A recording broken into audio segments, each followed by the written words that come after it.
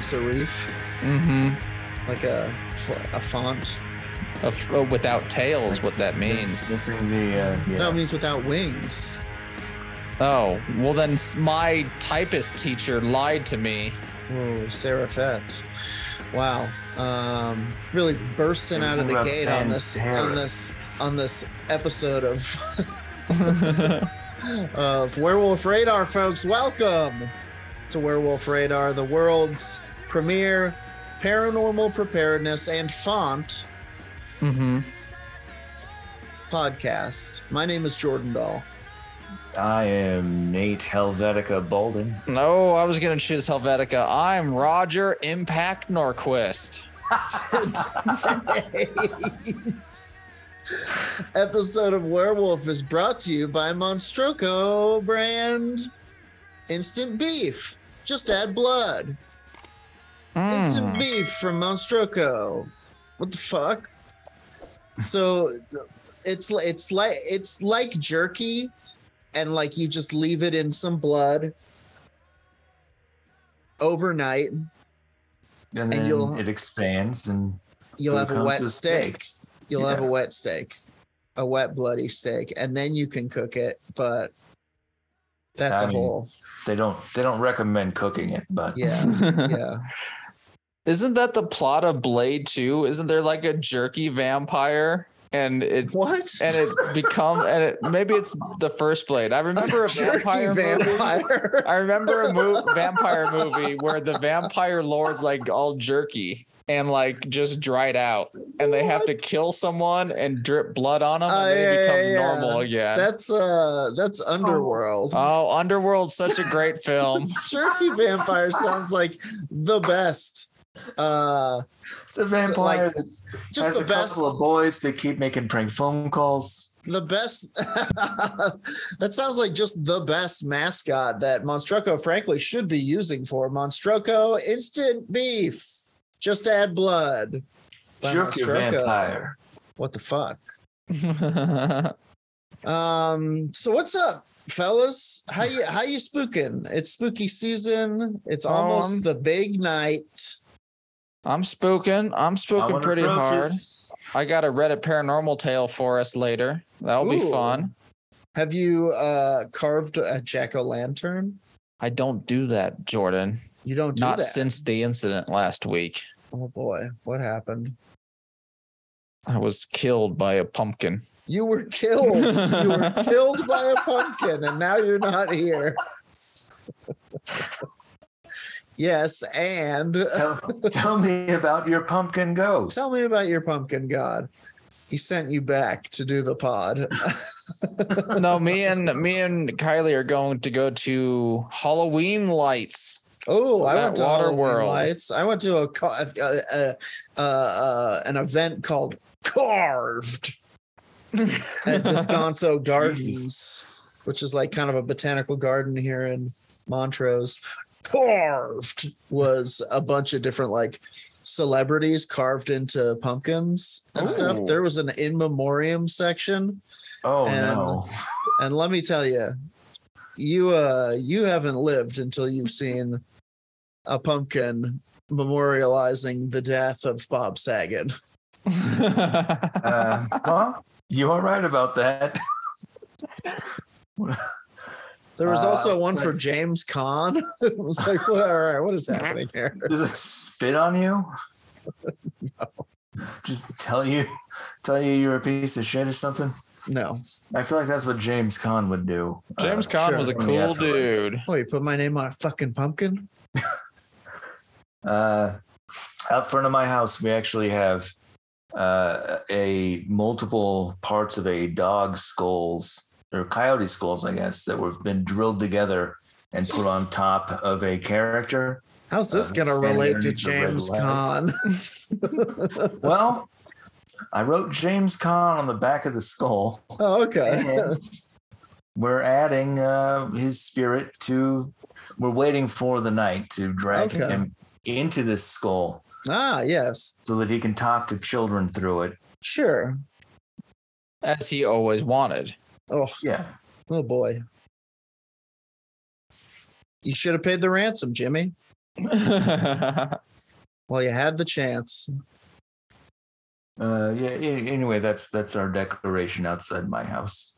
Nice, kind of a scarecrow. Yeah, A scarecon. made of real bones. Right.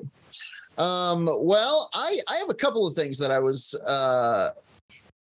thinking about talking about today, but let me tell you a little bit about my journey. Huh? Okay. Take us down the path. I found this great Reddit article from a book called Dimensions, which talks about the similarities between religious miracles and UFO events. Sure. Such as, so here's an excerpt from the Fatima miracle that occurred on June 13th, 1917. I'm familiar with that. Here's some quotes. A cloud rose from the vicinity of the tree. Here's another quote. Tree branches were bent. Here's another one. An explosion. Now, here's a quote from the Magonia case 391. Magonia, I'm assuming, is some kind of glossary of UFO cases.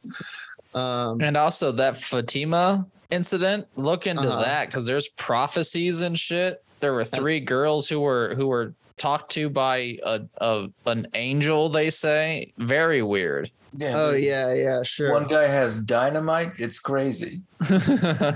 So a cloud rose from the vicinity of the tree is the Fatima event, and this is the UFO event. An unusual noise, a whirlwind of flames coming towards the vineyard. Plants moved violently. It flew south with a deafening roar. And on and on. We'll do a segment on it, and some of them are more impressive. I was reading about this which led me to some strange kind of rhetoric I'd never seen before. And before long, I had, as I so often am, was swept along a Reddit current into the warm waters of Wikipedia, and I found myself on the Wikipedia page for the Tempestarii. Ooh. Which I don't know if you guys have heard about, but I certainly hadn't heard about it until I started researching this. So we're going to read a little bit about the Tempestarii, which in medieval lore were weather-making magicians who dwelt among the common people and possessed the power to raise or prevent storms at will. Nice. Kind of an X-Man situation. It was exactly. Seems very druidic. Well, but specifically they would come from like the common folk, and it would be like, you could all of a sudden manifest like a child stepping out of a crowd while someone's getting hung, putting their hand up, ushering in a whirlwind and lightning strikes the guy and kills him. Like, what the fuck? I was thinking it was like their father or some shit that was unduly accused of a crime. Right. And he saves him with lightning again, but it strikes the rope. Huh? Yeah, that'd be cool. Boom. And that turned out to be Magneto. For this reason, anyone who was thought of as a weather maker was subject of fear, hatred in rural areas. The next segment is about a guy called Agobard of Lyon. Now, Agobard, cool name, right? Yes, one of the better names I've heard in my life. I mean, if you knew a kid named Agobard in high school or something, you would have been mercilessly teased. Until you realized they were related to Natasha Lyonne. Right. Perhaps the best known work on Tempestarii was an 815 AD piece called On Hail and Thunder by a bishop, Agobard of Lyon.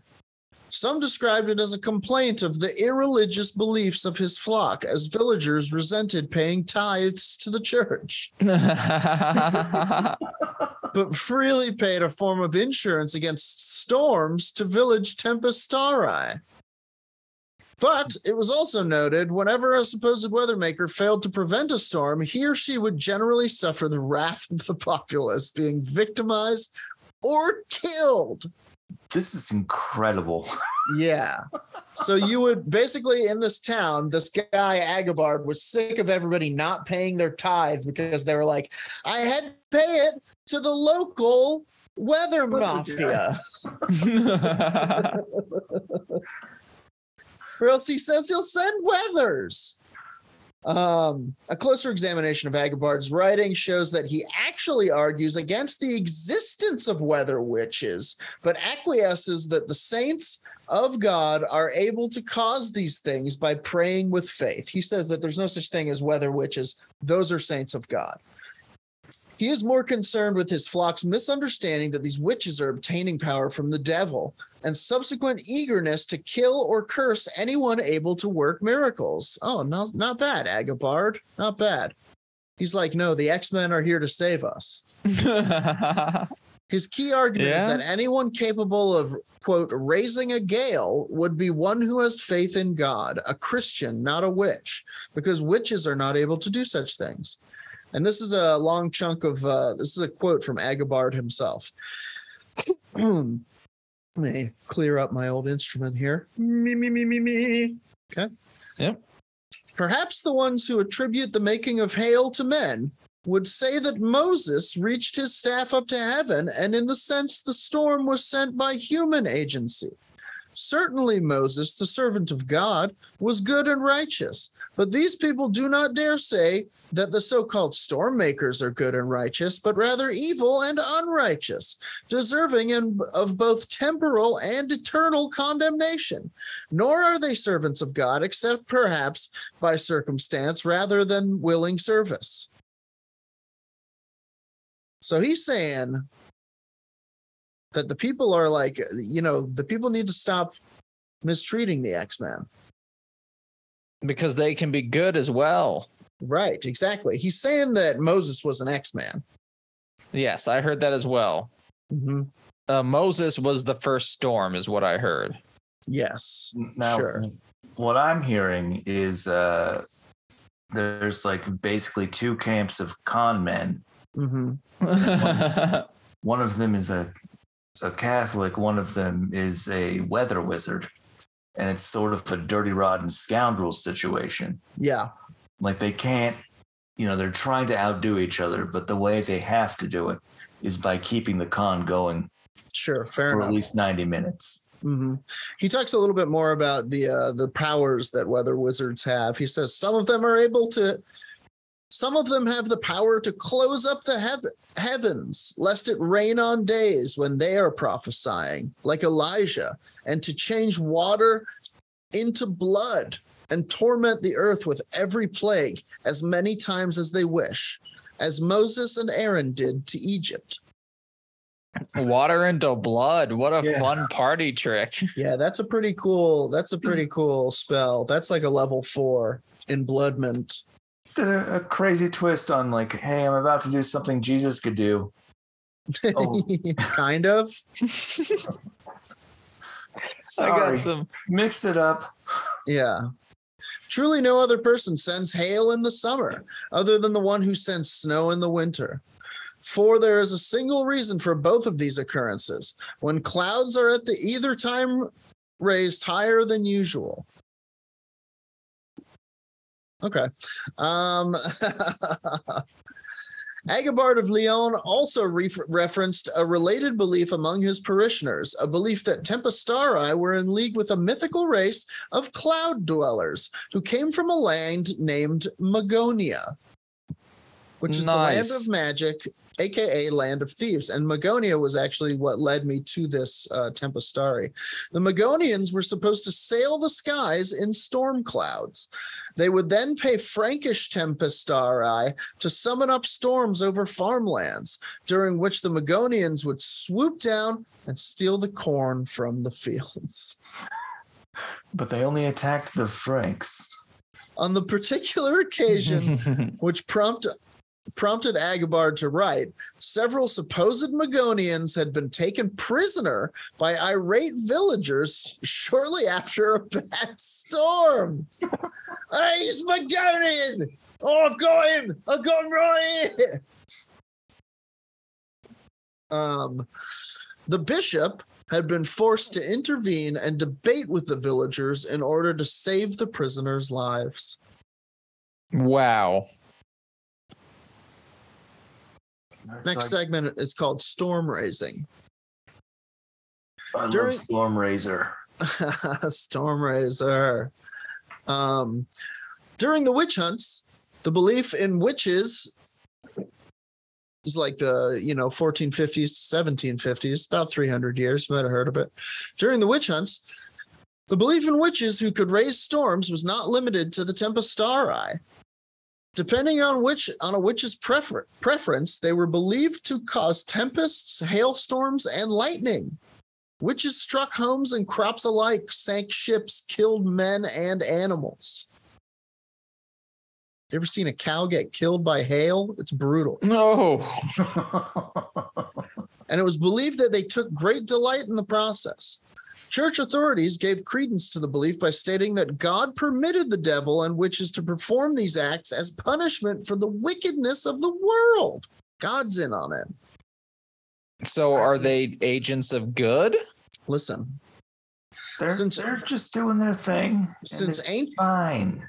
Since ancient times around the world, the ability to control elements, including the raising of storms and causing rain, has been attributed to magicians, shamans, sorcerers, and witches as early as 700 AD.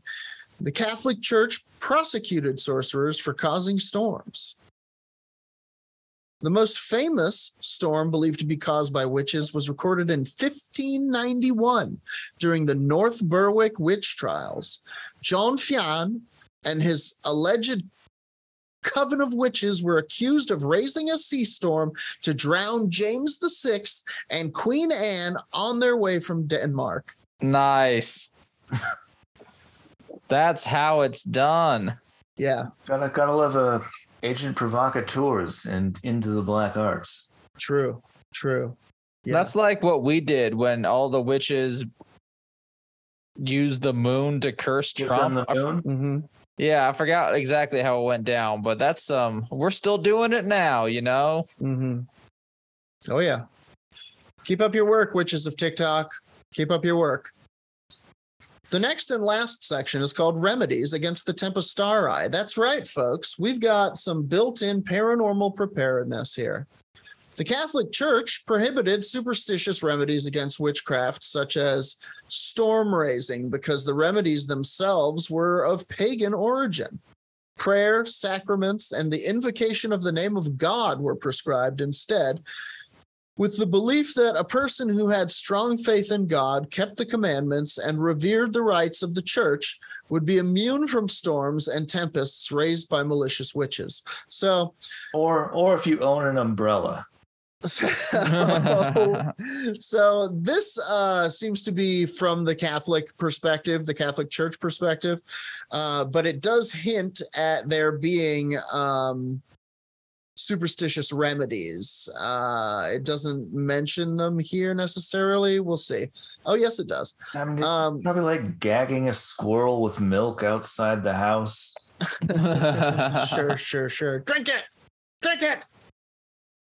Because many peasants were reluctant to give up their superstitions as being false, the church also sanctioned remedies like the ringing of church bells, believed to drive storm devils away, and placing charms made of flowers consecrated on Palm Sunday in the crop fields. So you can get some flower charms. It was believed that if a storm did strike after the charm was placed, the owner's crops would be protected, even if the surrounding land and crops were destroyed.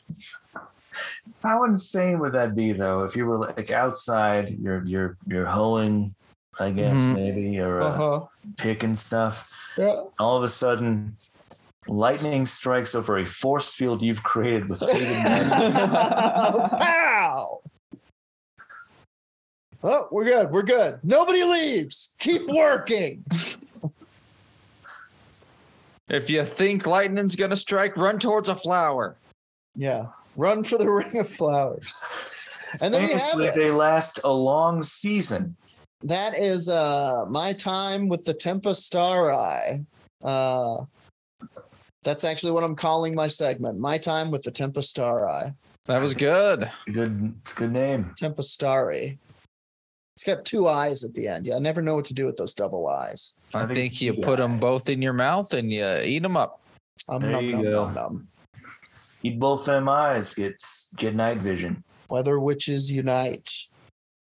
I do want to know more about Magonians and Magonia. Yeah, that sounds crazy. Yeah, I looked up the Wikipedia for it. That was a fun read. Yeah. Well, Nate, do the grave nugget searching. I surely will. But before that happens, I've got some spooky stories. Ooh. I guess that'll be the name of this segment. Spooky stories with the Nate. Wow. I initially went looking for specifically trick-or-treating stories, but it was all mostly true crime. That was pretty horrifying. Of course, as all true crime is, you sickos. So I'm just going with some ghost stories from the Occult Museum, but it does kick off with a ghosty trick-or-treating story. Ooh. Called Come On In. Okay. Thank you for inviting us. I'm in. And now I'm in. We're in. Can you hear me? Yep. We can hear. Yep. Burger, ox, large fries. I don't see you in the room. Hot dog. I want a foot long hot dog. Actually, you know what? 2 foot long hot dog. Mm-hmm. And I want a 1/4-inch hot dog. He wants it real short because he's gonna have some of mine.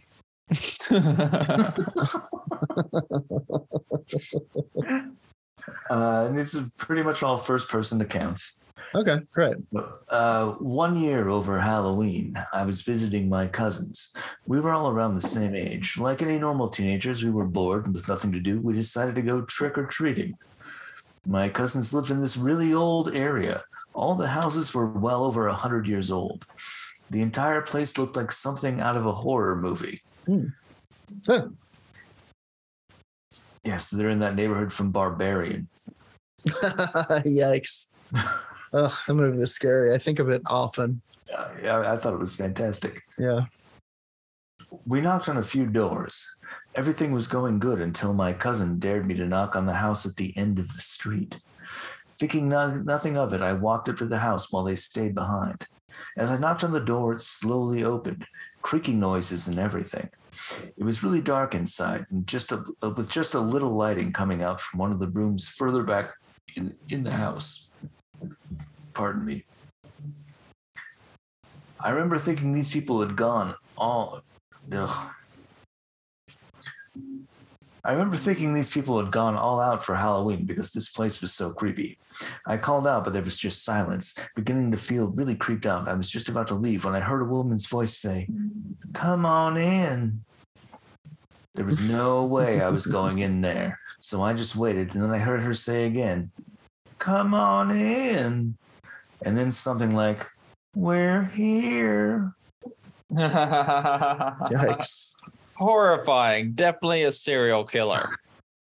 Yikes. I'm really scared now. I'm just standing there frozen because there was something about that voice and it was so dark in there. Yeah. Then suddenly I hear a loud bang and what sounds like heavy footsteps rushing towards me from the back of the house. And that's when I ran. My cousins were laughing at me, but then when I told them about the creepy voice telling me to go inside, they stopped. Turns out that house had been abandoned for years and was known to be haunted. Wow.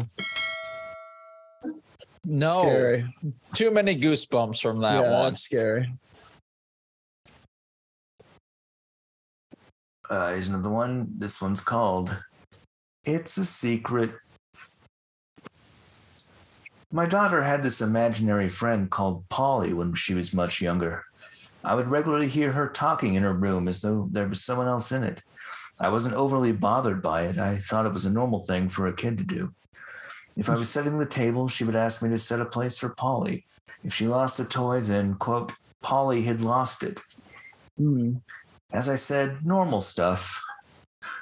Sure. I never give it much thought until one night when I was putting my daughter to bed. I asked her, what does Polly look like? He looks like Grandpa, only he's a lot older and with no hair and black eyes. Oh, yikes. And then said, but I'm not supposed to tell you. It's a secret. Yikes. Don't tell your mother what I look like. It's a secret. I freaked out. Frightening and unpleasant. She slept in my bed that night, and I'll be honest, I kept the light on all night. Polly lasted a whole year before my daughter gradually stopped talking about her, him, it. Ugh. I never asked her about it again, as I remember someone telling me once, the more you talk about something like that, the more power you give it. I've heard that as well.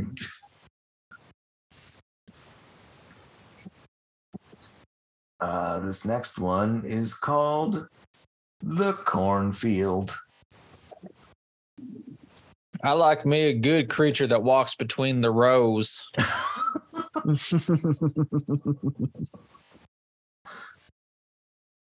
An old friend of the family, that's apropos. An old friend of the family used to drive school buses across the country to their soon-to-be new schools. The protocol called for them to not stop for anything, even to help. He was driving in the Midwest one night and came across a long stretch of road with a huge cornfield on one side and an empty field on the other. I'm sorry, are these emergency school buses? Don't stop for anything, not even to help your fellow man. I think they just didn't want a children of the corn situation. Not stoplights, not pedestrians. Cops can't, if you put that stop sign out, the cop can't stop you first. Let them try. You let them try. It was 2:00 in the morning, and he came across a wrecked car with the lights still on and people scattered on the ground. He slowed down to help, but remembered he couldn't, so he kept going. As he was calling it in, As he was calling it in, he looked back to find the people standing in the middle of the road, staring at the bus. Okay. Upon further inspection, others started to emerge from the corn in a creepy fashion while also staring at him. Wow. And it ends with, I was 6 when he told me this. I still hate corn a little. Yikes. Oh my, I don't like that at all. Like, best case scenario, it's a family who's going to murder you. Worst case scenario, it is the children of the corn. Yeah, for real. Were they all waiting to ambush them? I mean, obviously, I'm just scared. Presumably. Sorry, I'm trying to not be scared. This one's called Blue-Faced Mom. Blue-faced mom. We bought a 50s bungalow a few years ago. The original owner had passed, and we were the first people to live there since. My daughter's bedroom was on the far side of the house from mine and was always colder than the rest of the house. We chalked it up to poor insulation in the room. They don't fix it, apparently, but every Sure. night I would hear her talking to someone. Just thought it was baby sleep babbling. She was about 2 at the time. Then she started talking to someone in the daytime, too. Blue-faced mama.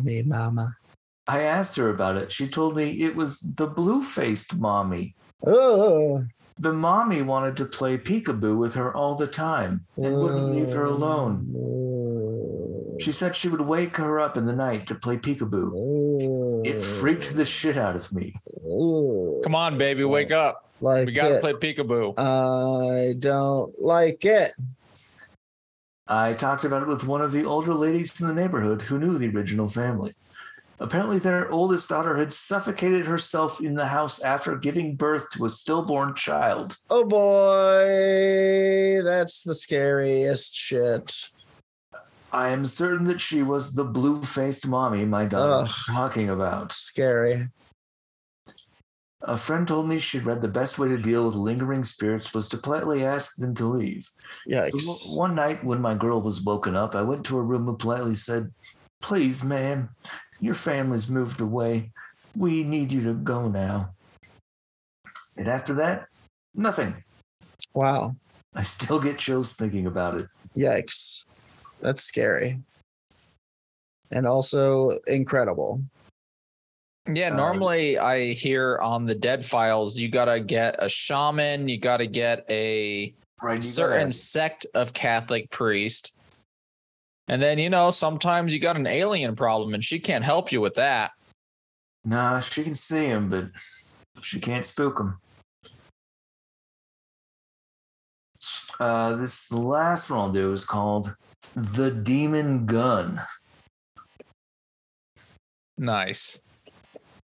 My dad had bought a pistol from a friend of his, a real weird guy, for my mom to use at the house for home protection. He was gone all the time, and we'd started to have some people fucking around the house at night, so she accepted it, even though she doesn't really like guns. For some reason, she kept it under the bed. After he brought the gun home, she said she started having really weird dreams, and it always felt like someone was in her room at night staring at her. After a while, she said she started getting woken up by what felt like someone kicking the mattress from underneath the bed. Oh. This really wigged her out because there was no one in the room. Yikes. It freaked her out so much she started sleeping on the couch. One day, her best friend came over and they started talking about the issue. Her friend suggested that it was a demon in her room. Okay, well, good work, friend.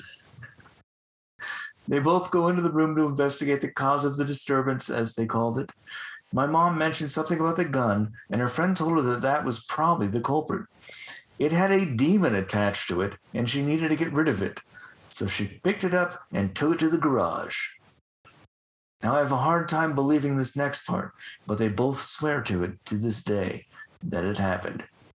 She put the gun in a box in the garage and locked the deadbolt on the door, as we normally do. As soon as the bolt latched, she and her friend claimed that all hell broke loose in the garage. They claimed that it sounded like something was going berserk, knocking stuff over and kicking at the door, trying to open it.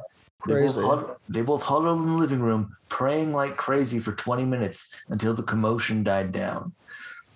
The next day, my dad comes home and asks what happened to the garage because everything was knocked over. She tells him he bought a demon gun and made him get rid of it. Wow.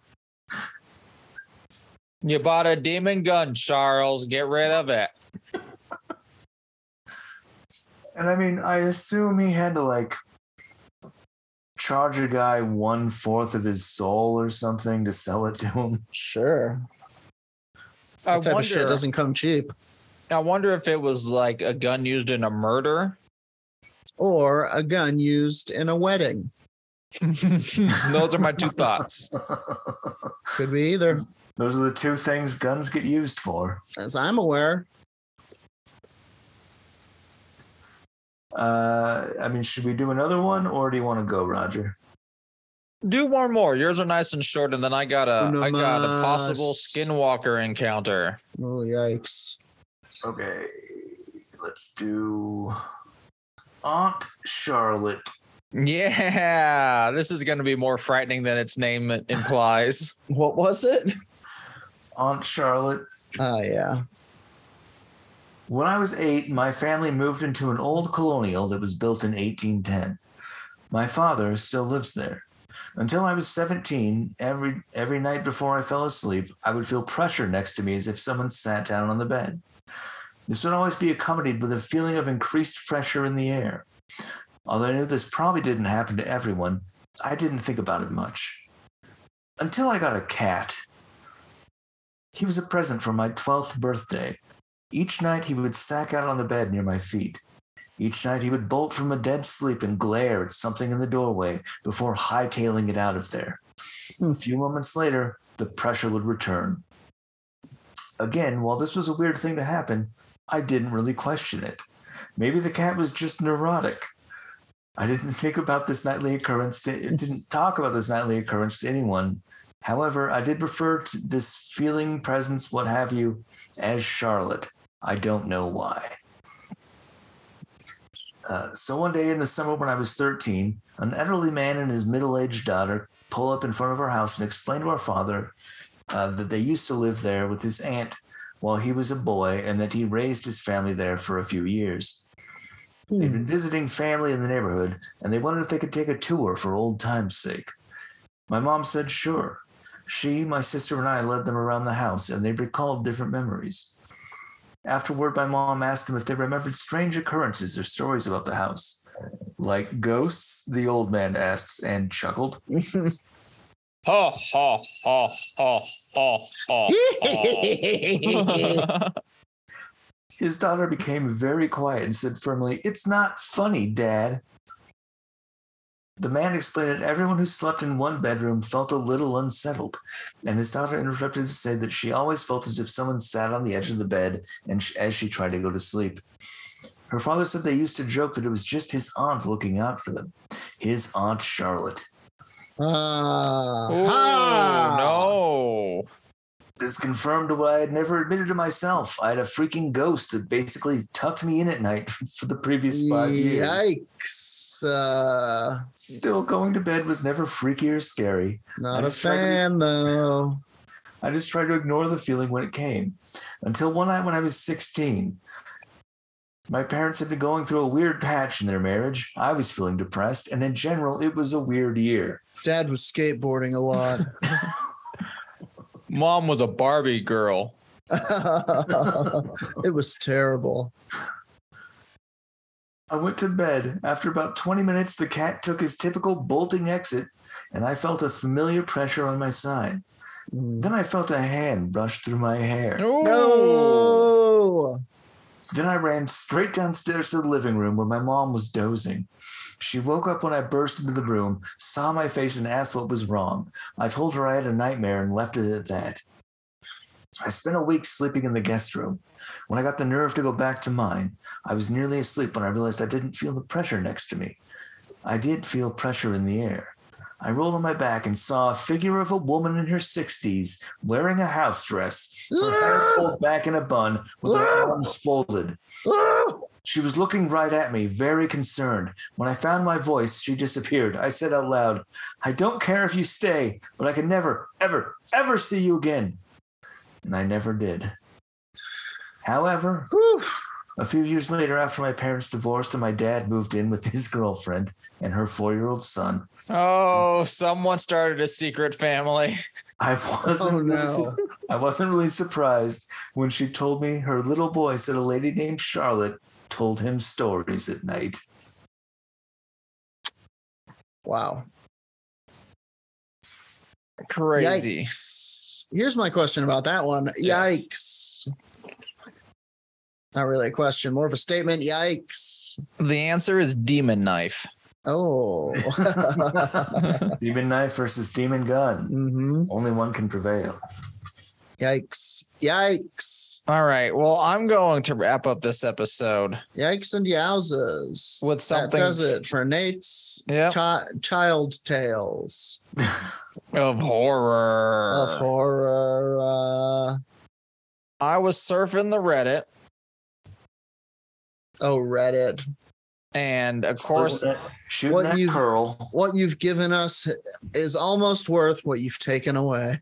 And I was surfing the R Paranormal.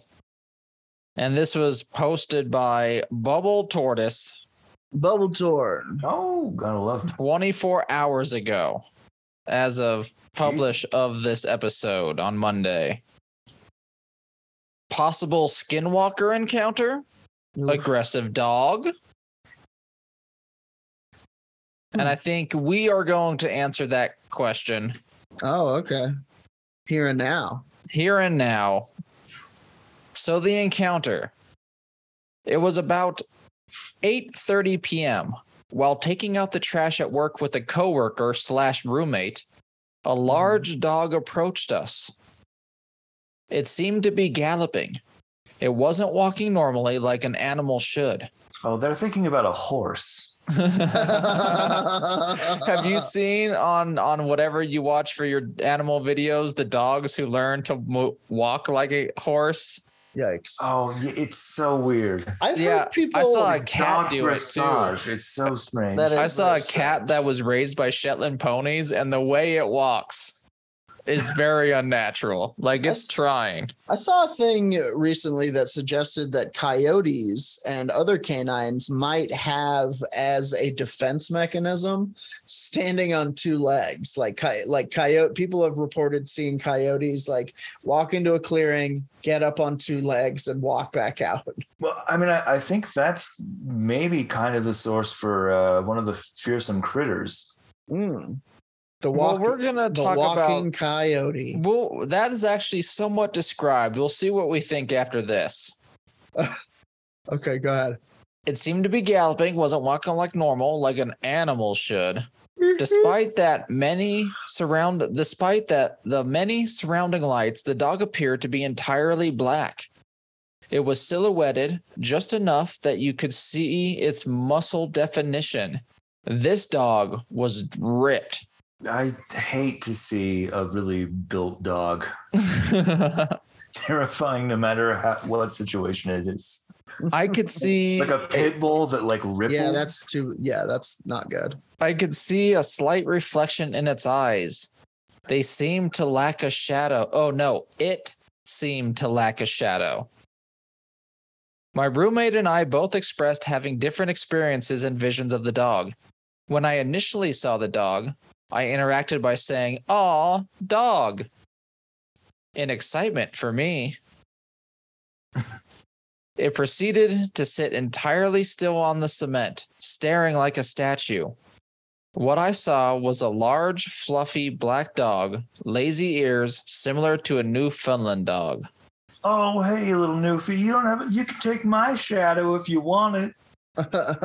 My roommate expressed seeing the dog as a large, very muscular, aggressive-looking black dog that stood rigid the entire time, staring like it wanted to attack. It was short-haired, muscled, and had pointed ears. This is more like a Doberman. Well, they're not seeing two separate dogs. They're seeing the same dog, different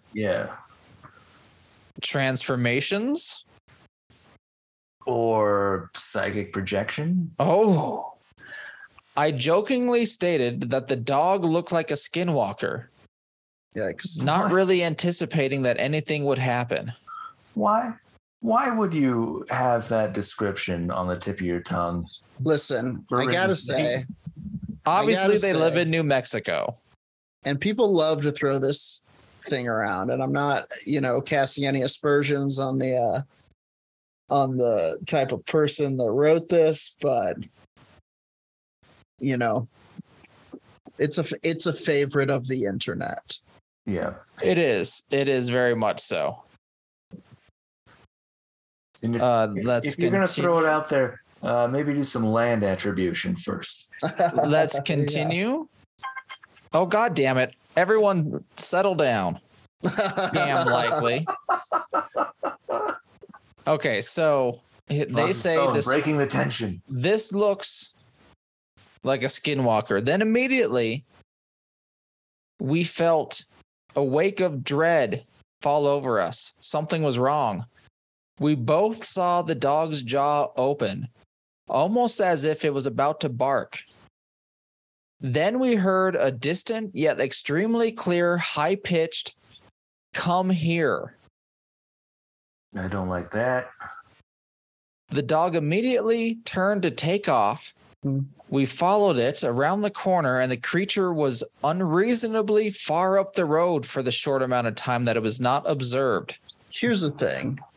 My roommate, who thought it was about to attack, totally followed me on this journey after this. I mean, straight up, no matter what the dog does, if it opens its mouth and the words "come here" come from that distance, I'm gonna follow that dog.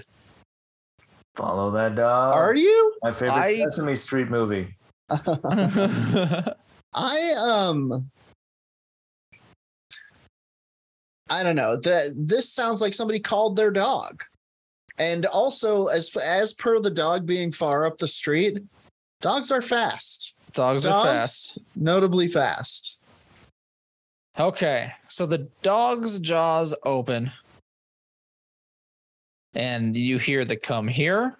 Mm-hmm. It was extremely distant, yet high pitched. So it could be that situation where it's the dog's owner. We turn around the corner, and it was very far up from the road. Dogs are fast. That is true. Yeah. Now, it being observed, they noticed it was wobbling, crossing its paws, walking oddly. A very fancy walking dog. Then it turned left around a corner, and it seemed to nearly stand up on its hind paws, walking on two legs before passing around out of sight. Now, the rest of the night is just as interesting for him. We had trouble with certain objects moving. We got super high, turned on adult spin. That could be an explanation for what happened, but I'm going to assume they're sober at work. We had trouble with certain objects moving, nudging a bit, settling. It became more aggressive. But then, as we were just about to leave, we heard a loud and persistent knocking coming from the front of the store. We went quickly to our cars. On the drive home, I tried to blast music and ignore what I had just seen. I heard whispering coming from my back seat. I couldn't make out any words, and it just sounded like whistling. Whistling almost. I mean, that's terrifying. But get this. Or somebody whistling for their dog. Well, but it's from the back seat of the car. Right. Okay. But get this. I saw a random antique clawfoot bathtub. Well, on the left side of the road. In a field.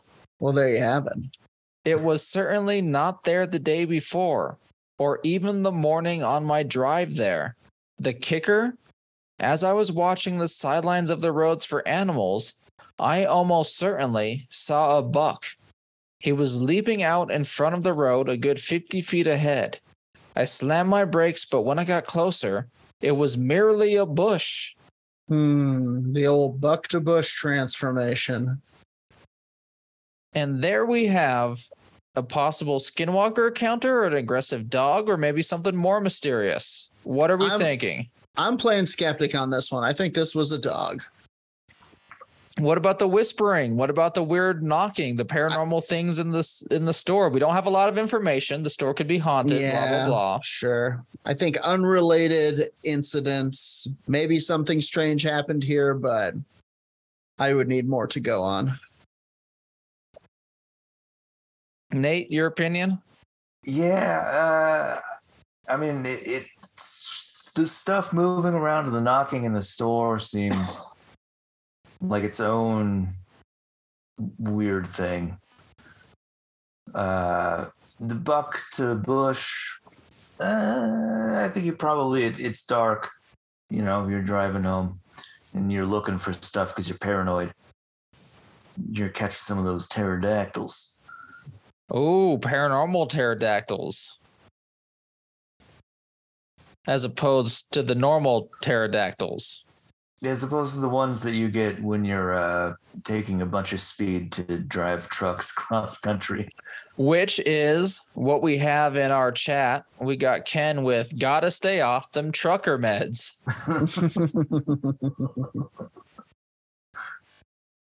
I think we're going, this is not a paranormal. This could just be a dog. But then the hind walking. Yeah, that's pretty strange. And it is creepy. You said coyotes do it, but not dogs yet. Because it's unusual to see. But although plenty of dogs. I've known dogs that do this. That cat that walks like a horse because it was raised by Shetland ponies or whatever. Yeah. Like maybe this dog was raised by coyotes. Maybe it was raised by people. And the psychic projection, two different depictions of this dog they saw. Is that just misidentification from two kids who don't have dogs? I think maybe. Yes, it sounds like you go. Look, it sounds like your kids got pretty excited out there. Why don't you come on in, have a slice of pizza and a Capri Sun, and we'll talk about it. Or maybe his buddy's a bit of a prankster and wants to just try and gaslight him for the rest of his life. The old buddy prank. Could be. Who knows? Well, the owner of the dog seems to know. No, I wish there was a comment below that. It was like, I'm the owner of this dog, and yes, it's a monster. Aggressive and a monster. It's a strange demonic dog that I found inside of a top hat. A magician left him in there. And I have some comments, of course. Part of a circus. Burn sage just in case. Just good paranormal preparedness, have some sage. Yeah. Burn it every once in a while. Who knows what you bring home from work? Who knows? Just burn it up. Oh yeah, apparently you don't have a skinwalker. You, sir, Bubble Tortoise, have a store that is haunted. Yes, potential haunted store. This is true.